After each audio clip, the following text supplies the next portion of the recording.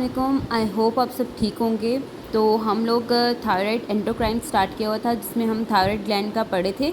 तो आज का हमारा टॉपिक है हाइपरथायराइडिज्म। ठीक है, तो अब हाइपरथायराइडिज्म की पहले तो हमें डेफिनेशन पता होनी चाहिए कि वो क्या होता है।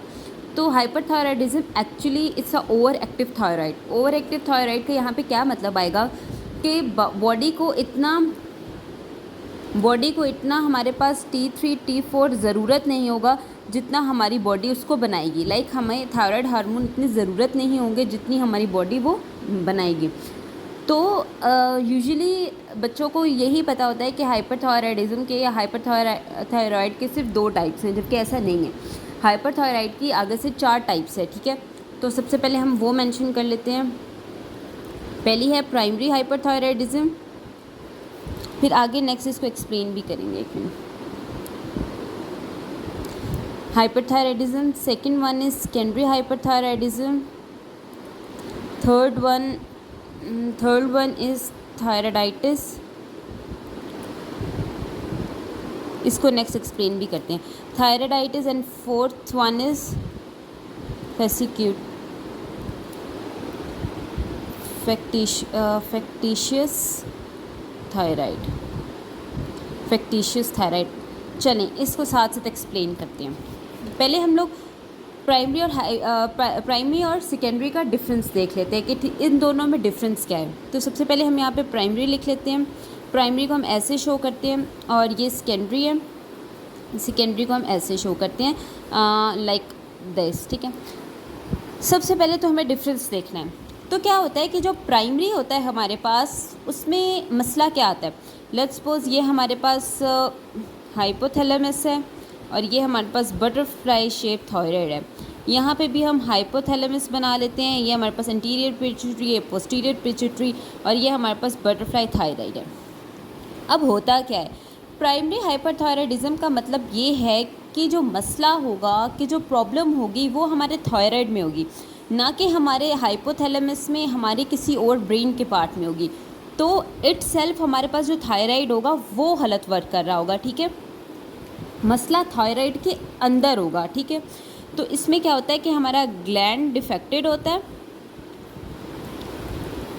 ठीक है, और यहाँ से हमारे पास जो सिग्नल्स हैं वो परफेक्ट होते हैं। ठीक है, एक चीज़ ये समझ आ गई। अब उसी के ऑपोजिट सेकेंडरी करते हैं। इसमें क्या होगा कि जो ग्लैंड है वो इटसेल्फ ठीक होगा, like gland is itself okay, it's okay. But जो हमारे पास हाइपोथैलेमस है, जो हमारे ब्रेन के इर्द गिर्द के कुछ पार्ट्स हैं, वो हमारे पास क्या होंगे, हमारे डिस्टर्ब होंगे। लाइक उनमें कोई प्रॉब्लम आ रहा होगा। लाइक अगर ये कह लें कि हमारे पास पिट्यूटरी ग्लैंड का एडिनोमा है, पिट्यूटरी ग्लैंड का ट्यूमर है। ठीक है, तो वो क्या करेगा, वहाँ से क्या होगा कि अच्छा, बेसिक इसका पाथवे आपको पता था कि हम लोग क्या करते हैं, ऊपर से TRH थायराइड रिलीजिंग हार्मोन आता है, फिर यहाँ पे थायरोट्रोपिन्स एंटीरियर में पड़े होते हैं, फिर वो क्या करते हैं TSH बनाते हैं, फिर TSH आगे जाके वो प्रॉपर जो T3 T4 बनाता है। ठीक है, यहाँ पे रिसेप्टर पे वर्क करता है।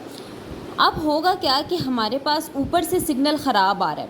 ठीक है, सिग्नल ख़राब है, यहाँ पे TSH हमारे पास ओवर प्रोड्यूस होगा क्योंकि सिग्नल ही ख़राब आ रहा है, वो बनाई जा रहा है, मसला यहाँ पे आ रहा है, बनाई जा रहा है। TSH इंक्रीज़ होगा। जैसे ही TSH इंक्रीज़ होगा उसके साथ T4 और T3 भी ऑब्वियसली इंक्रीज़ हो जाएगा खुद ब खुद, क्योंकि एबनॉर्मल सिग्नल आ रहा है। मसला ग्लैंड का नहीं है, मसला ऊपर वाले हिस्से का है।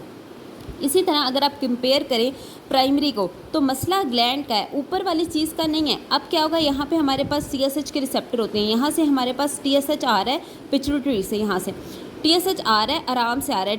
TSH क्या है कि इटसेल्फ इज़ ओके। ठीक है, तो क्या होगा कि TH डिक्रीज़ हो जाएगा हमारे पास और T3 T4 इंक्रीज़ हो जाएगा। ठीक है, अब आपने ना इन वैल्यूज़ के थ्रू इसको याद रखना है कि प्राइमरी में TSH हमारे पास डिक्रीज़ होता है। ठीक है, नेगेटिव फीडबैक देगा उसको, ये TSH नेगेटिव फीडबैक के थ्रू जाएगा। ठीक है, नेगेटिव फीडबैक जब जाएगा उसका, तो TSH भी डिक्रीज़ हो जाएगा, TRH भी डिक्रीज़ हो जाएगा और T3 T4 कॉन्टीन्यूसली बनते रहेंगे। और यहाँ पे तो ऑब्वियसली मसला ही ब्रेन में आ रहा है, तो ये कॉन्टीन्यूसली बनते रहते हैं। ठीक है, अब तीसरी चीज़ आ जाती है थायराइडाइटिस।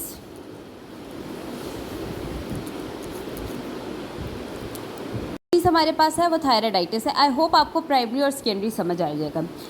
सबसे पहली चीज़ तो याद रखना, आइटिस, ये ITIS जहाँ पे भी आए, it's mean it's inflammation, this thyroid is due to inflammation.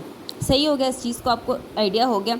ये कहीं में भी आएगा, किसी भी चीज़ में आएगा तो वो हमारे पास इन्फ्लेमेशन को शो करेगा। लेट्स सपोज क्या होता है कि हमारे पास वायरल अटैक होता है, कोई भी वायरस आके अटैक करता है हमारी बॉडी पे, हमारे थायराइड पे, तो क्या होगा, मैंने आपको कल भी बताया था कि जो हमारा थायराइड ग्लैंड होता है उसमें फॉलिकुलर सेल्स होते हैं। ये वायरस आके अटैक करेगा इन फॉलिकुलर सेल्स पे, ये फॉलिकुलर सेल्स रप्चर होंगे। इन फॉलिकुलर सेल्स में हमारे पास T3 T4 बना होता है। ये जैसे ही T3 T4 बाहर आ जाएगा, ज़्यादा क्वांटिटी में बाहर आ जाएगा तो हमारे पास हाइपरथायराइडिज्म हो जाएगा। ठीक है, बात यहाँ पे ये आ रही है कि फॉलिकुलर सेल पे जाके अटैक किए इस वायरस ने। इसी तरह हमारे पास एक और चीज़ है जिसे हम कहते हैं सब एक्यूट ग्रेनुलोमाइटिस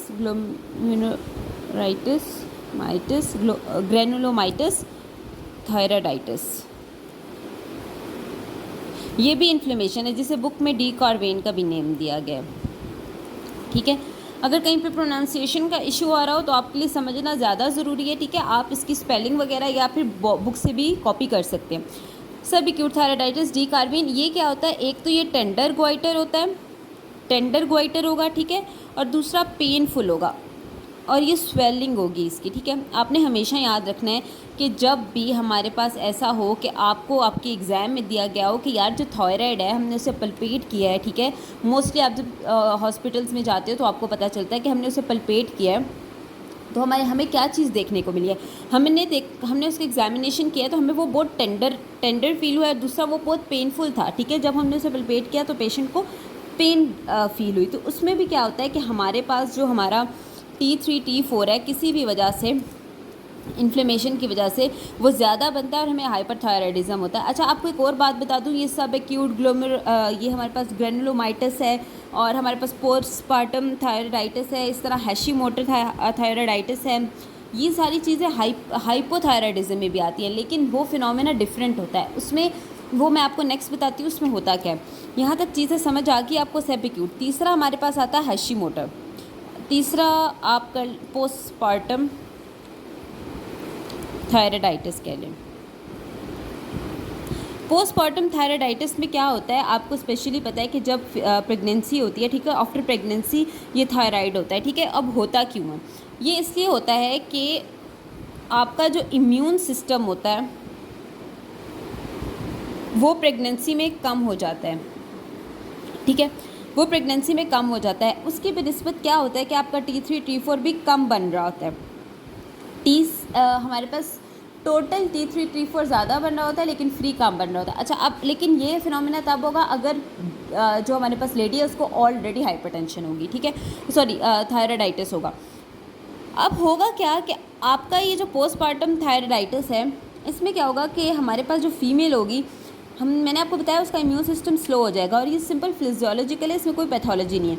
आफ्टर प्रेगनेंसी थायराइड जो हमारे पास इम्यून सिस्टम जैसी एक्टिव होगा वो जाके डायरेक्ट थायराइड ग्लैंड पे अफेक्ट करेगा। ठीक है, तो इस तरह हम एक लेडी को पोस्टपार्टम थायराइडाइटिस होगा। और दूसरी आपने ये चीज़ याद रखनी है कि लेस देन 1 ईयर में ये हो तो आपके पास पोस्टपार्टम थायराइडाइटिस आता है। अगर उससे ज़्यादा हो जाए तो ये हमारे पास इसके चांसेस नहीं होते कि हम उसे पोस्टपार्टम में इंक्लूड करें। ठीक है, नेक्स्ट हम कर लेते हैं हैशीमोटो।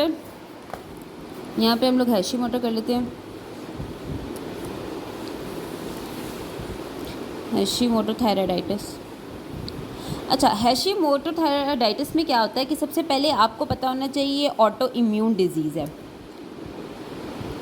ठीक है, ऑटो इम्यून डिजीज़ है। इसमें क्या होता है कि कोई भी फॉरेन एंटीजन आपकी बॉडी में इंटर होता है तो हमारा क्या करता है कि हमारा जो इम्यून सिस्टम है, हमारी बॉडी के जो एंटीजन्स हैं, हमारी बॉडी के इम्यून सिस्टम है, वो क्या करेगा, उस फॉरेन एंटीजन आएगा, ठीक है, उसको पकड़ के उसके अगेंस्ट रिस्पॉन्स देगा। ठीक है, एंड उसको हम लोग हमारी बॉडी एंटीबॉडीज़ बनाएंगी, वो जाके उनको किल करेंगी उस फॉरेन को। ठीक है, तो उसके रिस्पॉन्स में जो हमारे पास थायराइडाइटिस आएगा वो हमारे पास हैशीमोटो आएगा। अब इसका मेन चीज़ क्या है, यहाँ पे एक प्रोसेस होता है जिसे हम कहते हैं एंटीजेनिसिटी। ये जो हैशीमोटो है ये एंटीजेनिसिटी के थ्रू होता है। अब मैं आपको बताती हूँ होता कैसे है। अब जैसे ही कोई चीज़ हमारे फॉरेन बॉडी हमारी आ गई हमारी बॉडी में, ठीक है, अब ये हमारे पास थायराइड पड़ा है हमारा। अब क्या होगा कि अब हमारी बॉडी कुछ ऐसी एंटीबॉडीज़ ऐसी चीज़ें बनाएगी जो जो इस वायरस को पे अटैक करके उसको तो ख़त्म कर देंगी, ठीक है, लेकिन इस वायरस के एंटीजन से रिलेटेड हमारे पास हमारे थायराइड में भी कोई एंटीजन पड़े होंगे। तो क्या होगा, जैसे ये वायरस तो किल हो जाएगा लेकिन हमारे थायराइड पे भी इसका अफेक्ट पड़ेगा, वो भी ख़राब कर देगा थायराइड का मसला, क्योंकि कुछ एंटीजन्स हमारे पास थायराइड में भी सेम होगी। इसे एंटीजेनिसिटी कहते हैं और ये हैशीमोटो कॉज करवाता है, ठीक है। अब इसी तरह आपने एक रूमेटिक फ़ीवर है, रूमेटिक फ़ीवर आप कार्डियो में पढ़ेंगे लेकिन मैं आपको थोड़ा ओवरव्यू दे देती हूँ। रूमेटिक फ़ीवर में सबसे पहले मसला किस चीज़ का आता है, आपके गले का मसला आता है, ठीक है, गले की इन्फेक्शन होती है। वो जो गले की इन्फेक्शन होती है वो हमारे पास फिर हमारी नेक्स्ट किस में चीज़ आती है, हमारे कार्डियो को, हमारे हार्ट को डैमेज करती है। वो क्यों करती है कि हम इसके लिए जो हम चीज़ यूज़ कर रहे हैं उस तरह के कुछ एंटीजन्स हमारे पास यहाँ पे भी पड़े हैं। हमने इसको किल करने के लिए जो चीज़ें बनाई उसने जाके हमारे हार्ट को भी अफेक्ट किया, तो हमारे पास रूमेटिक फ़ीवर ये एक चीज़ है, ठीक है। ये बात आप लोगों ने याद रखनी है। अब आपके लिए ये जानना ज़रूरी है कि वो बेसिक दो कौन से एंटीबॉडीज़ होती हैं जो बनती हैं इसके रिस्पॉन्स में, इन चीज़ों के रिस्पॉन्स में जो हमारी बॉडी बनाती है। वो एक तो है थायरोपेरोक्सीडेज और एक है थायरोग्लोबिन।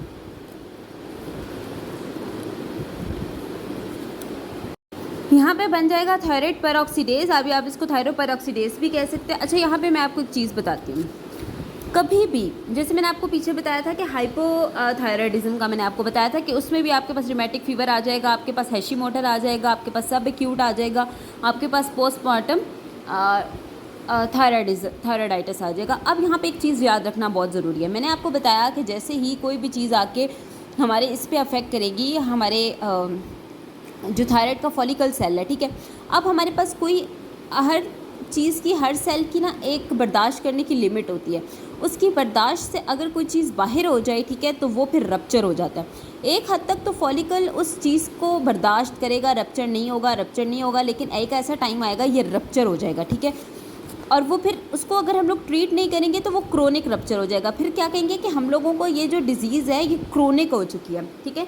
जब एक चीज़ क्रोनिक हो जाएगी, ठीक है, बिल्कुल डिसअपीयर हो जाएगी, उसके खिलाफ उसकी एंटीबॉडीज़ नहीं हम लोग बना सकेंगे, हम लोग इस चीज़ को ठीक नहीं कर सकेंगे, तो यहाँ से T4 T3 बनेगा ही नहीं, क्योंकि यहाँ पे हमारा ल्यूमन पड़ा होता है। जब तक हमारे फॉलिकुलर सेल्स का हिसाब किताब नहीं होगा हमारे पास T3 T4 नहीं बनेगा। ये पहले पिछला मैकेनिज़्म हम पढ़ चुके हैं कि T3 T4 कैसे बनता है। जब बिल्कुल ही नेक्रोसिस हो जाएगी, बिल्कुल ही रप्चर हो जाएगा, क्रोनिक रप्चर होगा, जो T3 T4 बनेगा ही नहीं, तो उससे क्या होगा, फिर पेशेंट को हाइपोथायराइडिज्म हो जाएगा। हाइपर का मतलब होता है कि एक्सेसिव T3 T4 बनना, और हाइपो का मतलब होता है कि T3 T4 कम बनना, ठीक है। ये चीज़ें समझ आ गई आपको कि कैसे फॉलिकल्स एक अगर नॉर्मल हो तो हाइपर करवाते हैं, अगर बहुत ज़्यादा क्रोनिक स्टेज में चले जाएँ तो हाइपो करवाते हैं। अब नेक्स्ट चीज़ हमारे पास आ जाती है फैक्टेशियस डिसऑर्डर। अब इसमें क्या होता है कि आउटसाइड से कोई पेशेंट है या कोई बंदा है, एक हेल्दी पर्सन है, वो T3 T4 ले रहा है। अब इसका मतलब देखते हैं। लेट्स सपोज ये एक बंदा है, ठीक है, इसके फादर है, ठीक है, वो थायराइड के मरीज़ हैं, वो थायरॉक्सिन ले रहे हैं, ठीक है, ऊपर उनकी थायराइडेक्टमी भी हुई हुई है। तो अब इस बंदे का ना, ये बहुत ओबीस बंदा है, ठीक है, ये बहुत ओबीस है। अब ना ये अपने एक दूसरे फ्रेंड को कहता है कि यार मैंने ना वेट लूज़ करना है, मुझे कोई ना आइडिया बता, मेरा बहुत वेट ज़्यादा हो रहा है, मैं बहुत ओबीस हो रहा हूँ। तो ये उसको कहेगा कि यार मैंने सुना है काफ़ी जगहों पे कि अगर आप थायराइड की मेडिसिन लेते हो जिसमें T3 T4 होता है, अगर वो लेते हैं तो यार वेट ना डिक्रीज़ हो जाता है। अब ये बंदा देखता है कि यार इसके अब्बा के पास ना T3 T4 पड़ गया। ये क्या करता है, आउटसाइड से T3 T4 लेना शुरू हो जाता है, तो इसका वेट लूज़ हो जाता है, ठीक है, इसका, क्योंकि ये बाहर से T3 T4 ले रहा है जस्ट बिकॉज अपना वेट लूज़ करने के लिए, और ये मोस्टली जेनेटिक होता है, ठीक है। मतलब कि यार ये फैक्टेशियस डिसऑर्डर्स होते हैं, ठीक है। आपने अगर वेट लूज़ करना है आप डिफरेंट तरीक़ों से करो। अगर आपको सडन वेट लूज़ करना है तो आप बाहर से T3 T4 लोगे तो वो एक डिसऑर्डर बन जाएगा, ठीक है, वो जीन्स में चली जाएगी, फिर आपको हाइपरथायराइडिज्म हो सकता है।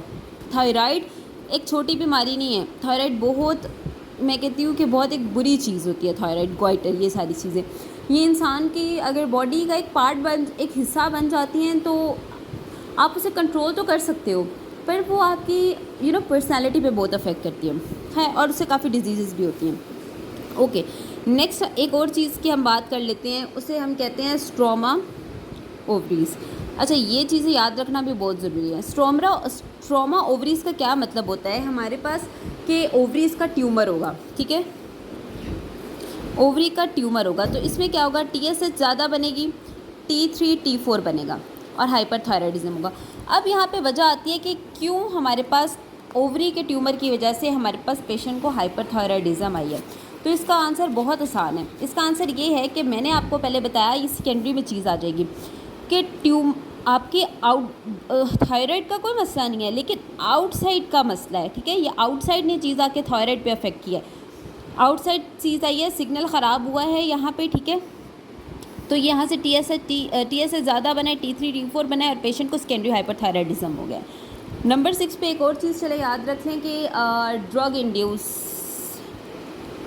Induce thyroiditis. Drug induce thyroiditis में ये क्या होता है कि जो कुछ कार्डियक अरिथमियास के पेशेंट होते हैं, हम उन्हें एक मेडिसिन देते हैं, एमियोड्रोन ही देते हैं।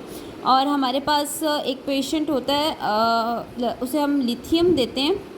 वो ये होती है कि जो आपके पास मूड स्विंग्स होते हैं ना, मूड डिसऑर्डर्स होते हैं पेशेंट्स को, साइकेट्री के पेशेंट्स को, उनको दी जाती है। और ये एमिड्रोन दी जाती है जो कि हमारे पास कार्डियक अरिथमिया के पेशेंट होते हैं। अब इसमें क्या होता है, कार्डियक अरिथमिया के पेशेंट होते हैं, इन दोनों में आयोडीन होती है, ठीक है।